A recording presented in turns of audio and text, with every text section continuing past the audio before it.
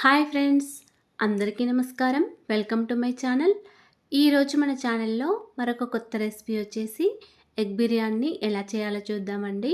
ఇలా చేసిన ఎగ్ బిర్యానీ అయితే మంచి గ్రేవీతో స్పైసీగా చాలా బాగుంటుందండి. చాలా రుచికరంగా ఉంటుంది. మీరు కూడా ఇలా ఒకసారి ట్రై చేసి చూడండి. అలాగే ఫ్రెండ్స్, మా ఛానల్ని ఇంతవరకు సబ్స్క్రైబ్ చేసుకోకపోతే సబ్స్క్రైబ్ చేసుకోండి అండ్ లైక్ చేయండి, షేర్ చేయండి. ప్లీజ్ సపోర్ట్ చేయండి. మన నోరూరించే ఈ ఎగ్ బిర్యానీ ఇప్పుడు చాలా సింపుల్గా ఎలా చేయాలో చూసేద్దాం. ఎగ్ బిర్యానీ కోసం ముందుగా గుడ్లను అయితే ఉడికించుకోవాలండి. ఇలా ఒక 8 ఎగ్స్ వరకు గిన్నెలో తీసుకొని తగినన్ని వాటర్ వేసుకొని స్టవ్ ఆన్ చేసుకొని స్టవ్ మీద పెట్టుకున్నాను. తర్వాత మరొక గిన్నె తీసుకొని దీనిలో ఒక 2 గ్లాసున్నర వరకు బియ్యాన్ని తీసుకున్నానండి. ఇక్కడ నేను బాస్మతి రైస్ని తీసుకున్నాను.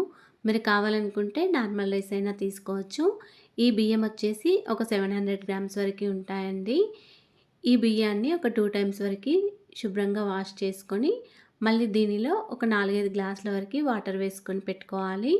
ఇలా బియ్యాన్ని నానబెట్టుకొని ఉంచుకోవడం వల్ల మనకి ఎగ్ బిర్యానీ అనేది తొందరగా అయిపోతుందండి. బియ్యాన్ని తీసుకొని కడిగిన తర్వాత ఇలా ఒక 4 గ్లాసుల వరకు వాటర్ వేసుకొని ఒక పావు గంట వరకు నానబెట్టుకొని ఉంచుకోవాలండి. తర్వాత మనం ఉడకబెట్టిన గుడ్లను తీసుకొని వాటిపైన ఉన్న పొట్టును తీసేసి చాక్తో ఈ విధంగా ఒక్కొక్క గుడ్డుపై ఒక 4-5 వరకు ఘాట్లను పెట్టుకొని ఉంచుకోవాలి. అన్ని కోడిగుడ్ల పైన ఈ విధంగానే ఘాట్లను పెట్టి ఉంచుకోవాలండి. ఇలా గుడ్లపై ఘాట్లు పెట్టడం వల్ల మనం వేసిన మసాలాలన్నీ కూడా గుడ్ల లోపలికి చేరి స్పైసీగా చాలా బాగుంటాయండి గుడ్లు తినేటప్పుడు. తర్వాత దీనిలో ఒక హాఫ్ టీ స్పూన్ వరకు ఇలా కారం పైన చల్లుకోవాలి. కొద్దిగా సాల్ట్ కూడా ఈ విధంగా గుడ్లపైన వేసుకోవాలండి. ఇప్పుడు మనం వేసిన ఉప్పు కారం మొత్తం గుడ్లకి ఈ విధంగా పట్టించాలి. మనం వేసిన ఉప్పు కారం మొత్తం గుడ్లకు బాగా కలిసే విధంగా ఒకసారి ఇలా ఒక్కొక్క గుడ్డును తీసుకొని ఈ విధంగా కలుపుకొని ఉంచుకోవాలండి. ఇప్పుడు ఆనియన్స్ ఫ్రై చేసుకోవడానికి స్టవ్ ఆన్ చేసుకొని ఒక ఫ్రై ప్యాన్ లేదా కడాయి పెట్టుకొని దీనిలో ఒక టేబుల్ స్పూన్ వరకు ఆయిల్, మరో 2 టీ స్పూన్ల వరకు నెయ్యిని వేసుకోవాలండి. ఇలా కొంచెం నెయ్యి వేసుకొని ఆనియన్స్ ఫ్రై చేసుకుంటే చాలా రుచికరంగా ఉంటుంది బిర్యానీ. ఇప్పుడు దీనిలో ఒక 2-3 పెద్ద సైజు ఆనియన్స్ తీసుకొని ఈ విధంగా సన్నగా పొడుగ్గా కట్ చేసుకొని పెట్టుకోవాలండి. ఈ ఆనియన్స్ని నెయ్యి వేసిన ఆయిల్లో ఇలా ఫ్రై చేసుకోవాలండి. స్టవ్ని హై ఫ్లేమ్లో పెట్టుకుంటూ మధ్య మధ్యలో కలుపుకుంటూ ఈ ఆనియన్స్ని ఫ్రై చేసుకోవాలి. మంచి కలర్ వచ్చే వరకు ఫ్రై చేసుకోవాలండి. ఫ్రైడ్ ఆనియన్స్ కాబట్టి ఎక్కువగా ఫ్రై అయిపోవాలి. ఇలా కలుపుకుంటూ ఫ్రై చేసుకోవాలి. ఈ ఆనియన్స్ని ఫ్రై చేసేటప్పుడు ఒక పావు టీ స్పూన్ వరకు షుగర్ని వేసుకొని ఫ్రై చేసుకోండి. ఆనియన్స్ తొందరగా ఫ్రై అయిపోతాయి.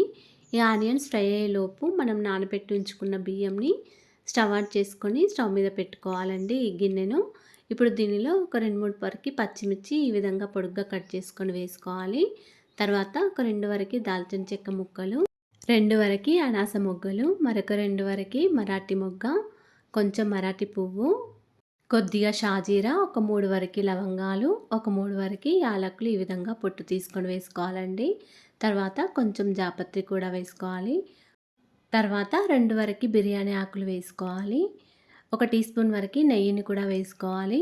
ఇలా ఒక టీ స్పూన్ నెయ్యి వేసుకుంటే మనకి రైస్ అనేది పొడి పొడిగా వస్తుందండి. దీనిలో ఒక టీ స్పూన్ వరకు సాల్ట్ కూడా వేసుకోవాలి. ఇలా సాల్ట్ అన్ని ఇంగ్రీడియంట్స్ మసాలాలు వేసిన తర్వాత ఒకసారి కలుపుకోవాలి. స్టవ్ని హై ఫ్లేమ్లో పెట్టుకుంటూ మనం ఈ రైస్ని ఉడికించుకోవాలండి. ఇప్పుడు మనం ఇంకో స్టవ్ మీద ఉన్న ఆనియన్స్ ఫ్రై అయిపోయినవో లేవో చూసేసుకుందామండి. ఇలా ఆనియన్స్ అయితే ఇలా కొద్దిగా ఫ్రై అయిపోయాయి. ఇలా ఆనియన్స్ని కలుపుకుంటూ ఫ్రై చేసుకోవాలి. ఈ కలర్ వచ్చే వరకు ఫ్రై చేసుకోవాలండి. మీరు కావాలనుకుంటే ఆనియన్స్ని ముందే ఫ్రై చేసుకొని పెట్టుకోవచ్చండి. ఆనియన్స్ అయితే ఈ కలర్ వచ్చే వరకు ఫ్రై చేసుకొని పక్కకు పెట్టుకోవాలి. మరి ఎక్కువగా కూడా ఫ్రై చేసుకోవద్దండి. ఆనియన్స్ని ఆయిల్లో నుంచి తీసిన తర్వాత ఇవి మరి కొంచెం కలర్ మారిపోతాయండి. కొద్దిగా నల్లగా అయిపోతాయి. అందుకే ఎక్కువసేపు ఆనియన్స్ ఫ్రై చేసుకోకూడదు. తర్వాత ఇదే ఆయిల్లో మనం ఉడికించుకొని పెట్టుకున్న గుడ్లను కూడా వేసుకొని ఫ్రై చేసుకోవాలండి. స్టవ్ని సిమ్లో పెట్టుకుంటూ ఈ విధంగా కలుపుకుంటూ గుడ్లను ఫ్రై చేసుకోవాలండి. ఈ కలర్ వచ్చే వరకు ఫ్రై చేసుకోవాలి. ఇలా ఫ్రై చేసుకున్న తర్వాత స్టవ్ ఆఫ్ చేసుకోవాలి. ఇప్పుడు ఇలా ఫ్రై చేసిన గుడ్లను ఏ కడాయిలో అయితే బిర్యానీ చేయాలనుకుంటున్నారో ఆ కడాయిలో ఈ గుడ్లన్నింటిని వేసుకోవాలండి. దీనిలో కొన్ని ఫ్రైడ్ ఆనియన్స్, కొంచెం పుదీనా, కొద్దిగా కొత్తిమీర, తర్వాత కొద్దిగా కసూరి మేతి కూడా వేసుకోవాలి.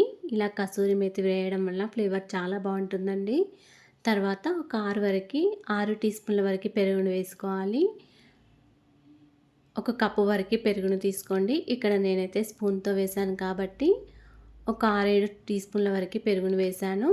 తర్వాత దీనిలో ఒక టీ స్పూన్ వరకు కారం, ఒక హాఫ్ టీ స్పూన్ వరకు పసుపు, ఒక పావు టీ స్పూన్ వరకు garam masala, half teaspoon వరకు ధనియాల పొడి, ఒక టీ స్పూన్ వరకు సాల్ట్ కూడా వేసుకోండి. Sorry friends, salt video skip అయిపోయింది. దీనిలో కొంచెం ఆయిల్ కూడా వేసుకోవాలి. ఒక 2 టీ స్పూన్ల వరకు అల్లం వెల్లుల్లి పేస్ట్ వేసుకోవాలి. ఇలా అన్నీ వేసిన తర్వాత గుడ్లను మొత్తం ఒకసారి బాగా కలుపుకోవాలండి. మనం వేసిన అన్ని ఇంగ్రీడియంట్స్ కూడా గుడ్లకి బాగా కలిసే విధంగా ఒకసారి బాగా కలుపుకోవాలి. ఇప్పుడు ఈ కడాయిని స్టవ్ మీద పెట్టుకోవాలండి. ఒక 5 మినిట్స్ వరకు స్టవ్ మీద పెట్టుకోవాలి. మనం వేరొక స్టవ్ మీద పెట్టుకున్న రైస్ కూడా ఉడికిపోయిందండి. ఇది ఒక 90% వరకు ఉడికించుకోవాలి.